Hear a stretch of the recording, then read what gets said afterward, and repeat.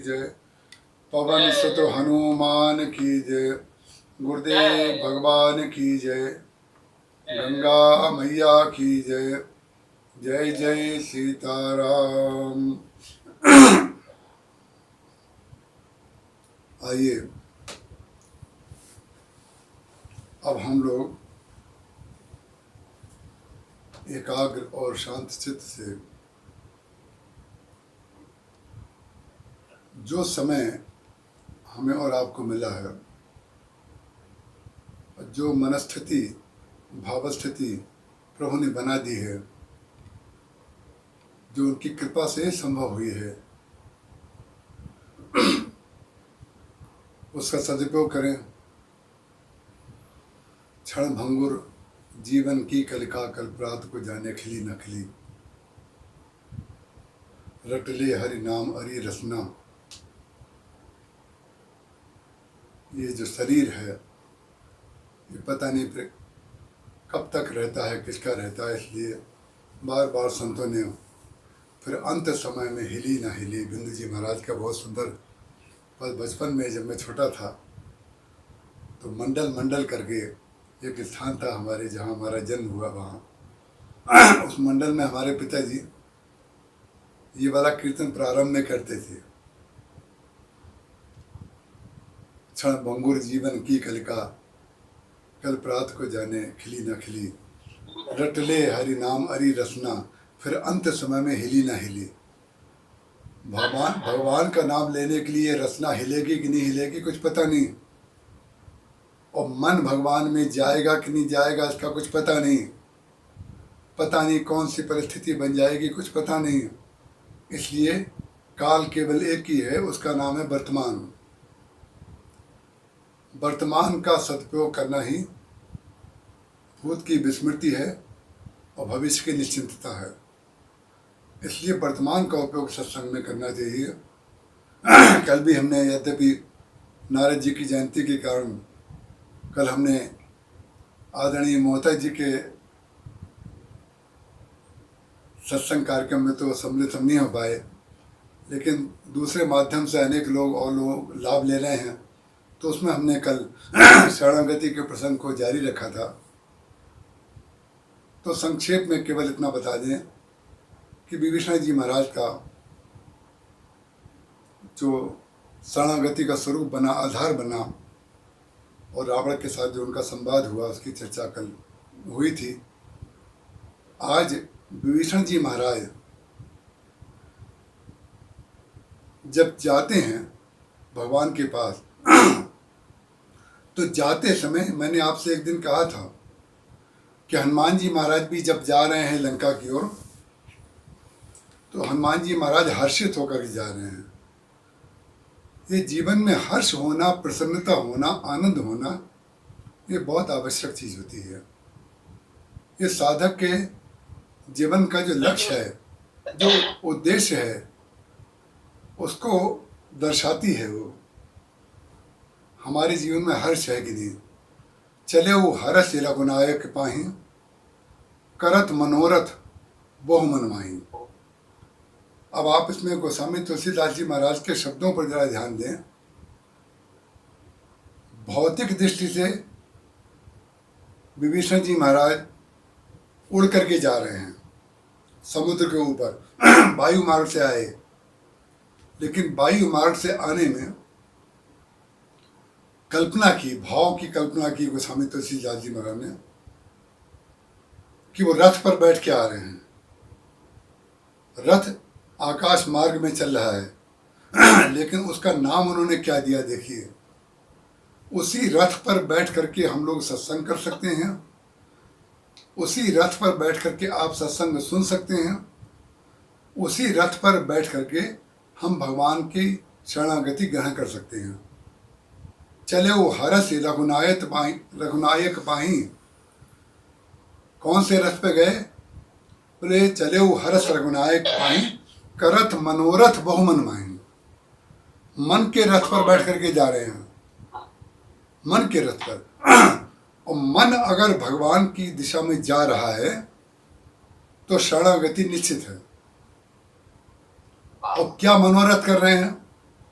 मनोरथ क्या कर रहे हैं विभीषण जी महाराज?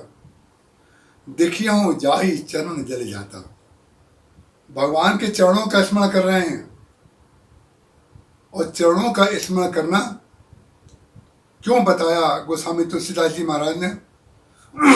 इसलिए बताया कि रावण ने उनके ऊपर अस्कही कीनो चरण प्रहारा, कि चरण का प्रहार रावण ने किया है छाती पर। तो भक्त जो होता है भगवान का, वो किसी ने हमारी छाती पर चरण प्रहार किया है उसका चिंतन ना करके इस चरण प्रहार के कारण मुझे कौन से चरण मिलने हैं उसका चिंतन करता है। चरण प्रहार का अगर चिंतन करेंगे तो द्वेष हुए बगैर नहीं रहेगा। मन में द्वेष लेकर के आप जब जाएंगे तो हमारी आंखों में, हमारे भावों में एक प्रकार का द्वेष रावण के प्रति झलकता रहेगा और द्वेष के कारण हम भगवान का चिंतन, भगवत चिंतन नहीं कर पाएंगे। इसलिए भगवान का भक्त, भले ही भगवान के भक्तों को लोग पलायनवादी कहते हों, भगोड़ा कहते हों, या लचीला कहते हों, या बड़ा दीनहीन कहते हों, लेकिन एक बात ध्यान रखिएगा, भगवान के भक्त की कितनी भी आप आलोचना करिए भगोड़ा कह करके, पलायनबाजी कह करके, लेकिन भगवान का अवतार जब जब होता है तो अपने भक्त के लिए ही होता है, पुरुषार्थ के लिए नहीं होता। कोई व्यक्ति कितना पुरुषार्थी है, कितना उसने उद्यम किया है, कितने उद्योग किए हैं, इसका भगवान से कोई तात्पर्य नहीं है। जाति पात कुल धर्म बढ़ाई, धन बल परिजन गुण चतुराई, भगतहीन नर सोहई कैसा, जिम जल बारिद देखी जैसा। भगवान ने 10 वस्तुएं शबरी जी के समक्ष बता दी थी कि मैं इन 10 वस्तुओं से नाता नहीं रखता। और उसमें सबसे पहले भगवान ने जाति का नाम लिया कि मैंने जाति का नाता नहीं मानता मैं। जाति को लेकर के लोगों में बड़ा भारी ये समस्या हमारे सामने भी आती है। किसी से भाई हमारे यहाँ जो भी आएगा उसका हम सम्मान करेंगे, उसको बैठाएंगे उसी तरीके से बैठाएंगे जैसे सब बैठते हैं। उसको लेकर के ना जाने कितनी बार कई शहरों में, एक बार तो हम गांव में फंस गए थे, उसकी चर्चा करने की आवश्यकता नहीं है, जहाँ जा कर के हमारी व्यापकता ने हमारे लिए बड़ी समस्या पैदा कर दी थी। तो भगवान ने कहा कि जाति पात कुल धर्म बढ़ाई, मैं धर्म भी नहीं मानता, पंक्ति भी नहीं मानता, आपके माता पिता कौन है वो भी नहीं मानता, आपका ऐश्वर्य कितना है वो भी नहीं मानता, मैं तो केवल भक्ति का नाता मानता हूँ। तो भगवान श्री राम भी केवल भक्ति का नाता मानते हैं। और जब भक्ति का नाता मानते हैं तो ये चिंतन क्या कर रहे हैं विभीषण जी महाराज?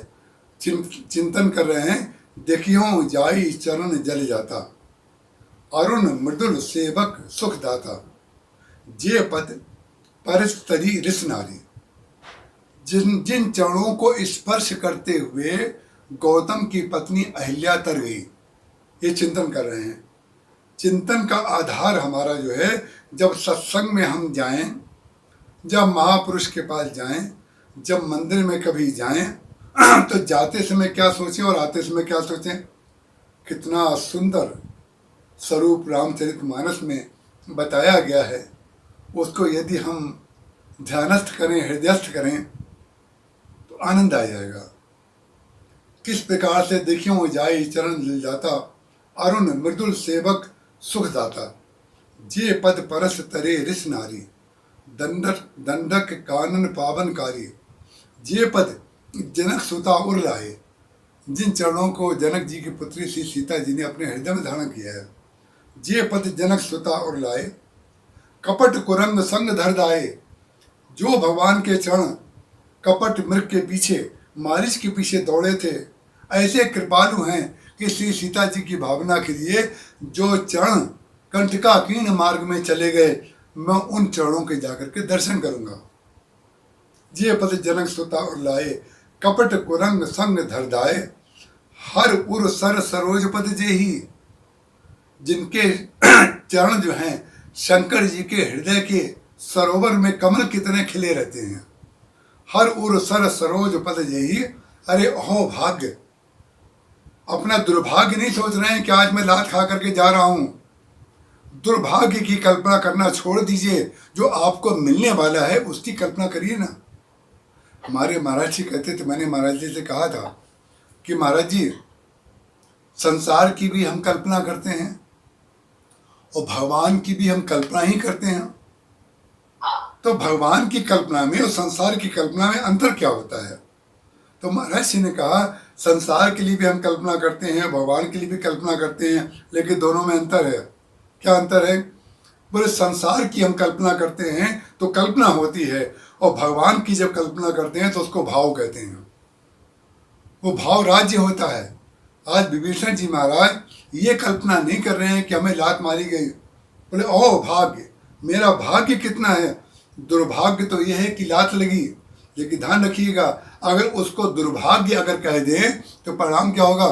ये सौभाग्य नहीं लगेगा, क्योंकि वो उनकी लात के कारण ही तो ये सौभाग्य मिला है। ना जाने कितने विभीषणों को मैं जानता हूँ, ना जाने कितने विभीषणों को मैं जानता हूँ। और मैं आपको एक बात बताऊँ, क्षमा करिएगा, एक विभीषण में भी बैठा हुआ है, आपके सामने भी एक विभीषण बैठा हुआ है, ये भी लात खाया हुआ है। लेकिन विचित्र बात है, मैं लात मारने वाले के चरणों में प्रणाम करना चाहता हूँ। मैं कहना चाहता हूँ कि आपने कितनी बड़ी कृपा मेरे ऊपर की। आपने अगर चरण प्रहार ना किया होता तो मुझे गंगा जी के चरणों का, गंगा जी के सेवन का अवसर कहाँ मिलता, और मैं अपने गुरुदेव के चरणों के इतने निकट और ऐसे सत्संगियों के निकट कैसे आ पाता। तो आपकी बड़ी भारी कृपा हुई। जिन पायन के पादुकन भरत रहे मन लाए, ते पद आज बिलो क्यों इन नैना अब जाए। हर उर सर सरोज पद यही, ओहो भाग्य मेरा, ओहो भाग्य है मैं देखियो ते ही। और जिन पायन के पादुकन भरत रहे मन लाए, अरे भरत जी महाराज ने तो उन पैरों की, उन चरणों की पादुकाएं उनको मिली। मेरा तो वो सौभाग्य है, भरत जी महाराज को जिन चरणों की पादुका मिली, मुझको वो साक्षात चरण मिलने वाले हैं। जो मिलने वाला है उसके चिंतन में मग्न हो जाइए, तो जो छूट गया है वो विस्मृत हो जाएगा, और जो छूट गया है उसको याद करेंगे तो जो मिलने वाला है उसका सुख नहीं मिलेगा। तो जो पीछे छूट गया है उसको भूतकाल कहते हैं, जो आगे मिलेगा उसको भविष्यकाल कहते हैं। तो भविष्य का निर्माता या भूत को विस्मृत करने वाला काल जो होता है उसको वर्तमान कहते हैं। और भगवान के जो भक्त हैं वो वर्तमान का ही सदुपयोग करते हैं, हमेशा वर्तमान का सदुपयोग। जब विश्वामित्र जी महाराज भगवान को लेने के लिए, मांगने के लिए दशरथ जी से अयोध्या आए, तो गोस्वामी तुलसीदास जी महाराज ने कहा कि कैसे आ रहे थे, किस पर बैठ कर के आ रहे थे। विश्वामित्र जी महाराज तो पैदल आ रहे थे, लेकिन बोले नहीं, पैदल नहीं आ रहे थे, रथ पर बैठ कर के आ रहे थे। बोले कौन से रथ पर बैठ के आ रहे थे? बोले वो भी मन के रथ पर बैठ कर के आ रहे थे। कौन से रथ पर? बोले बहुविधि करत मनोरथ, जात लाग नहीं बार, कर मज्जन सरयू जल, गए भूप दरबार। मन के रथ पर बैठ करके विश्वामित्र जी यात्रा कर रहे हैं, और मन के रथ पर बैठ करके विभीषण जी महाराज यात्रा कर रहे हैं। और मथुरा से अक्रूर जी महाराज जब चले तो भी क्या कर रहे हैं? भगवान कृष्ण से कैसे मेरा मिलना होगा। रथ है दिया हुआ किसका? कंस के रथ पर। कंस के रथ पर बैठ करके भगवान का चिंतन जो कर रहे हैं वो भी मनोरथ ही तो हो गया। माने कंस का रथ जो भूल गया, वो तो ये सोच रहे हैं श्री कृष्ण के पास जब मैं जाऊंगा तो कैसे वो मुझे आकर के प्रणाम करेंगे और कैसे मैं उनको गोद लगा लूंगा। तो ये जो मनोरथ है, यही हमारा मनोरथ अगर भगवान के साथ जुड़ जाए, हमारे मन के रथ पर अगर भगवान बैठ जाए, हमारे चिंतन का आधार अगर भगवान हो जाए संसार की जगह, तो ध्यान रखिएगा आपका मुख कमल हमेशा खिला रहेगा, आपका जीवन आनंदमय रहेगा, आप सुखमय रहेंगे। हमारे महाराज जी हमेशा कहते थे, एक बार पूज्य श्री राम किंकर जी महाराज, कि देखो भाई, सुख और दुख जो होता है वो कोई देता नहीं है, हम लेते हैं। ना कोई आपको सुख दे सकता है, ना कोई आपको दुख दे सकता है। अगर आपको सुख लेना आता है तो आप दुख में भी सुख ले लेंगे जैसे विभीषण ने ले लिया, और अगर दुख लेना आता है तो सुख में भी जो है आप दुख ले लेंगे। दक्ष प्रजापति ने सुख में भी दुख ले लिया। तो परिणाम क्या हो जाता है कि जैसा हमारा स्वभाव होता है हम वो चीज़ अपने आप खोज खोज करके निकाल लेते हैं। विभीषण जी महाराज जो है, जिन पायन के पादुकन भरत रहे मिलाए, ते पद आज बिलोक्य हूँ इन नैनन अब जाए।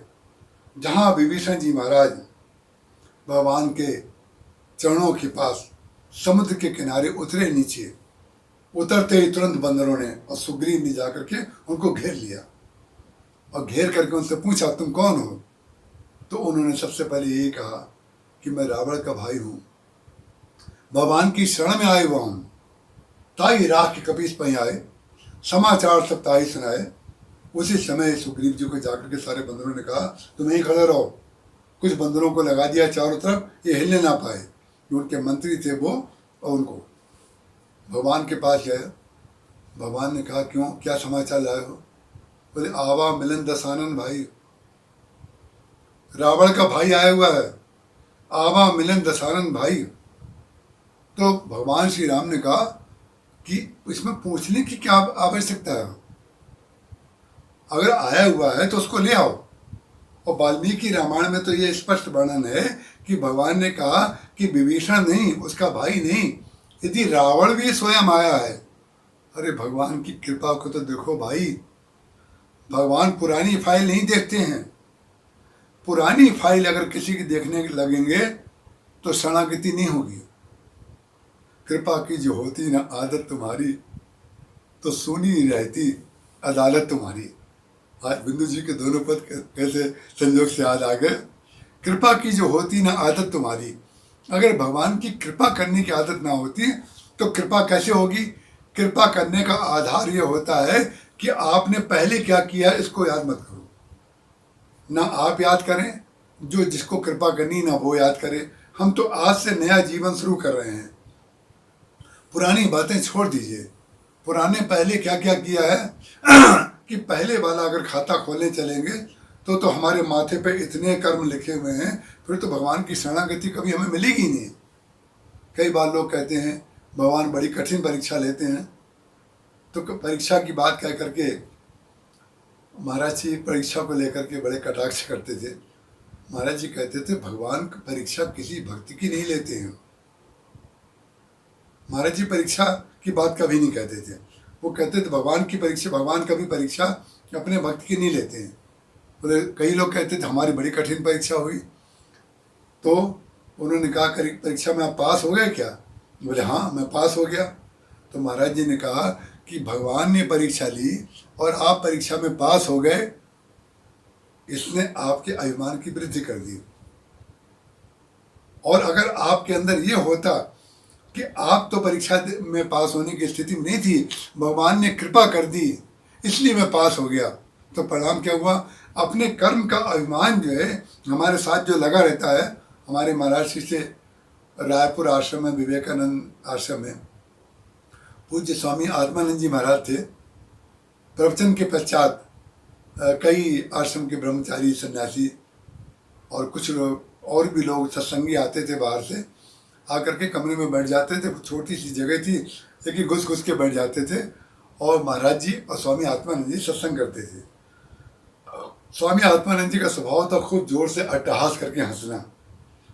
तो एक ब्रह्मचारी पीछे से बोले कि महाराज जी हमारा वाला प्रश्न करिए ना। तो स्वामी जी खूब जोर से हंसे। तो स्वामी जी को देख के महाराज जी भी हंसे, हम लोग तो हंसते ही थे। तो महाराज जी ने कहा क्या प्रश्न है भाई? तो स्वामी जी ने कहा कि ये बहुत देर से कह रहा है कि आप परीक्षा की इतनी बात करते हैं कि भगवान ने कभी आपकी परीक्षा ली है कि नहीं, तो ये पूछना चाहता है, तो मैं पूछे देता हूँ इसकी ओर से। तो आप बताइए आपकी भगवान ने कभी परीक्षा ली कि नहीं? तो महाराज जी ने कहा कि परीक्षा ली है। बोले आप पास हुए हैं परीक्षा में? महाराज जी ने कहा पास हुए हैं। तब उन्होंने कहा कि आप तो कथा में कहते हैं कि भगवान कभी परीक्षा नहीं लेते हैं, और परीक्षा लेंगे तो कौन व्यक्ति ऐसा है जो पास हो सकता है, और आप तो कह रहे हैं कि हम पास हुए। तो महाराज जी ने कहा भाई परीक्षा भगवान ने ली और परीक्षा भी मैं पास भी हुआ, देखिए, परीक्षा में जो मैं पास हुआ वो अपने अंकों से नहीं हुआ, कृपांक से पास हुआ। आप बच्चे प्रारंभ में बच्चों ने जो, हम जैसे लोगों ने जो शिक्षा ली है उसमें जैसे मान लीजिए कोई बच्चा फेल हो रहा हो और नंबर अगर 3 नंबर से फेल हो रहा है तो 3 नंबर तक का ये अनुदान दिया जाता था कि उसमें लिख दिया जाता था 3 नंबर कृपांक के इनको दिए जा रहे हैं और इनको पास किए कर दिया जाए, क्योंकि 3 नंबर के कारण किसी बच्चे का अगर वर्ष खराब हो जाए तो कृपांक से। तो महाराज जी कहते थे मैं अपने पुरुषार्थ, अपनी शक्ति, अपने आचरण, अपने किसी कर्म के परिणाम स्वरूप पास नहीं हुआ, वो भगवान की कृपा के कारण पास हुआ। पास तो हमेशा हुआ लेकिन कृपांक से पास हुआ। तो भगवान की कृपा का अनुसरण जब हम करेंगे, कृपांक का हम जब स्मरण करेंगे, भगवान की कृपा को जो हम धारण करेंगे, भगवान कहते हैं सुन कपि, तो उसको पूछने की जरूरत क्या है। अरे अगर उसने भेद हमार, उन्होंने कहा जान न जान निशाचर माया, काम रूप के कारण आया, भेद हमार लेन सठावा, राखी बांध मोई असभावा। सुग्रीव जी महाराज कह रहे हैं कि पता नहीं हमारा कौन सा भेद लेने आया है, मेरा तो मन ऐसा है इसको बांध के रख लीजिए। तो भगवान ने कहा अगे एक बात बताओ, हमारे यहाँ भेद हमार लेन सठावा, राखी बांध मोई असभावा। भगवान ने कहा यदि भेद लेन पठवा 10 सीसा, तबहु न कछुभय हान कपीसा। हे बंदरों के राजा, आप जो हैं हमारे सबसे बड़े मंत्री हैं सेना के, हम ये कहते हैं यदि भेद भी लेने रावण ने भेजा है तो भी हमें डरने की जरूरत नहीं है। क्यों डरने की जरूरत नहीं है? बोले हमारे भक्ति शास्त्र का नियम है कि हमारा जो भेद है, जिस भक्त को पता चल जाता है वो हमारा हो जाता है। और पापवंत कर सहज स्वभाव, और वो पापवंत व्यक्ति जो होता है उसका सहज स्वभाव होता है कि वो हमारे सन्मुख नहीं आ सकता। और जब मेरे सन्मुख आ गया तो निश्चित रूप से निर्मल मंजन सो मोहि पावा, मोहि कपट छल छिद्र न भावा। मैं निश्चित कहता हूँ कि वो विभीषण जो है निर्मल मन का है, क्योंकि मुझे निर्मल मन के अलावा कोई पापवंत व्यक्ति होता तो उसको हमारी शरण की कभी याद ही नहीं आती, हमारे पास वो आता ही नहीं। आप उसको आ जाइए, आ जाने दीजिए। और भेद लेन पठवा 10 सीसा, तबहु न कछुभय हान कपीसा। अगर भेद लेने भी आया है तो भी उसे बुला लाइए। और अगर बड़ा शक्तिशाली है, कोई कलुष उसके अंदर होगा आपकी बात के अनुसार, तो हम ये कहना चाहते हैं हमारा जो भाई है, मेरा भाई जो है, जग माँ सखा निशाचर जेते, हमें विश्वास है कि हमारा छोटा भाई जो लक्ष्मण है संसार में जितने भी राक्षस हैं उनको कितनी देर में मार सकता है। जग माँ सखा निशाचर देखे, लक्ष्मण हनै निमिष मौत एते। एक निमेष में जितनी देर में आप पलक को बंद करते या खोलते हैं उतनी देर में लक्ष्मण, हमारा तो काम बहुत बाद में होगा। हमारे छोटे भाई में ही इतनी शक्ति है कि वो जिस दिन जिस समय कल्पना करेगा उसी समय सारे राक्षसों का वध हो जाएगा। तो भेद की दृष्टि से भी नहीं और शक्ति की दृष्टि से भी नहीं, हमें किसी प्रकार की चिंता नहीं है। आप विभीषण जी को ले आइए। जो ही भगवान श्री राम ने यह आज्ञा दी तब सबसे ज़्यादा छाती किसकी ठंडी हुई, आप कल्पना करिए। मालूम है, हनुमान जी महाराज की छाती ठंडी हो गई। क्यों छाती ठंडी हो गई? क्योंकि हनुमान जी महाराज इतने विनम्र हैं, इतने शीलवान हैं कि जितनी बातें सुग्रीव जी महाराज कह रहे थे कि इसको बांध के रख लीजिए, निशाचर है, रावण का भाई है, हनुमान जी महाराज को धक धक लग रहा था। मैंने विभीषण को शरणागति के गुण बताए, भगवान का स्वभाव बताया, भगवान की करुणा बताई और अपने बारे में कहा कि कहो कमन में परम कुलीना, कपि चंचल सब ही विधीना, प्रात ले जो नाम हमारा, ते दिन ताही न मिले आहारा। अरे असमय अधम सखा सुनो मोह पै रघुवीर, कीनी कृपा सुमिर गुण भरे बिलोचन नीर। शरणागति का स्वभाव बताया भगवान का, शरणागत बत्सल भगवान हैं, ये सारी कथा सुनाई। और आज सुग्रीव जी महाराज जो हैं उनको कह रहे हैं बांध के रख लिया। अगर कहीं भगवान ने ऐसा कर लिया तो शरणागति का जो शास्त्र है, जो कथा है, जो भगवान का विरध है, वो तो नष्ट हो जाएगा। और जहाँ भगवान ने कहा कि तुम चिंता मत करो, लेकर के आओ, उसी समय सारे बंदर और हनुमान जी और अंगद जी ने जय हो जय हो जय हो प्रभु की जय जयकार की। और विभीषण जी महाराज भगवान के चरणों में आते हैं। जय जयकार के पश्चात भगवान राम की ओर विभीषण जी महाराज किस प्रकार से देख रहे हैं, भगवान की करुणामय दृष्टि किस प्रकार से विभीषण जी के प्रति पड़ रही है, इसकी चर्चा कल करेंगे। बोलिए सियावर रामचंद्र भगवान की जय। जय हो।